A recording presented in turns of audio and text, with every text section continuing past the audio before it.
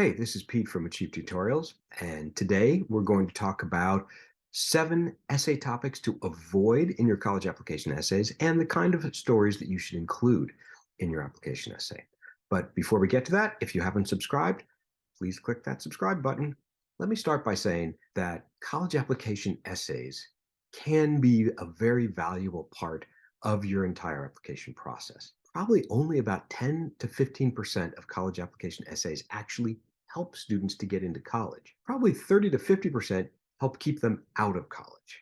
You want to be in that top 10 to 15%. You want your story to be good enough, memorable enough that it's going to make the admissions officer want to let you into their college. So let's talk about things to avoid and things to include in your college application essay. All right, topics to avoid while you're writing your college essays. First topic to avoid, that 1 week vacation to insert country here that changed your life. You have no idea how many people write about that trip to Nicaragua where they built houses for a week that changed their life. Schools don't want to hear it. They don't want to see it. They roll their eyes every time they see one of these essays. So avoid that essay. Second, nobody wants to hear about your romance or your love life. Avoid those stories like the plague. Third, don't write anything about illegal activity or sketchy activity, anything that involves drugs, alcohol, speeding, anything that puts you or your behavior in a bad light should be avoided. Even if there's a lesson at the end, you should avoid this type of essay. Fourth, don't write an essay that projects a negative view of life.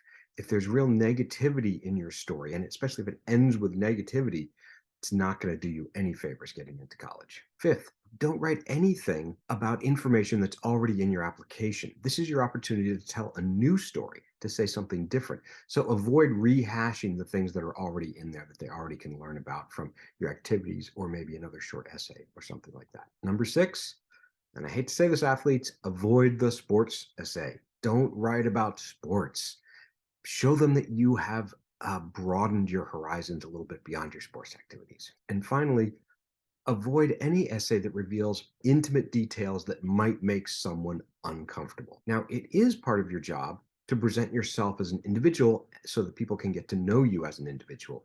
But anything too intimate, anything cringeworthy, avoid that. So, what should you include? Well, stories that make you a more complete person, that flesh out your application, that make you someone that the admission staff wouldn't want to reject because they get to know you a little bit as a person, an individual. You can also write stories that show personal growth.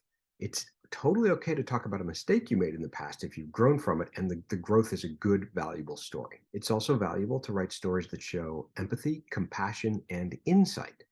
This shows people that you're not just inward looking, that you're actually uh, participating in the world around you and you're aware of the world around you and people's needs and feelings. But you also can write an essay that's about self introspection, about thinking about yourself and who you are and who you want to become and how you have become the person you want to become. That's a story that can play very well to college admissions officers. Now, I want you to notice that I started every one of these with the word story.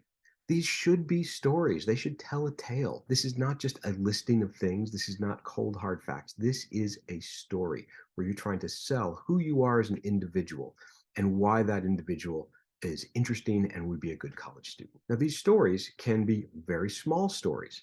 One of the best essays I ever read was about having dinner with the family, but they can be really big stories and meaningful stories. I had a student who wrote about tracing his grandfather's steps through his life. His grandfather had been interred in a Japanese internment camp during World War II, and learning more about his grandfather through retracing these steps after he had passed away than he had ever known before. They can be small stories, they can be big stories, they just have to matter to you and be meaningful. Thank you for watching, and for more information, you can go to our website for more videos on our blog or subscribe to our YouTube or Instagram feeds. And don't forget, aim higher.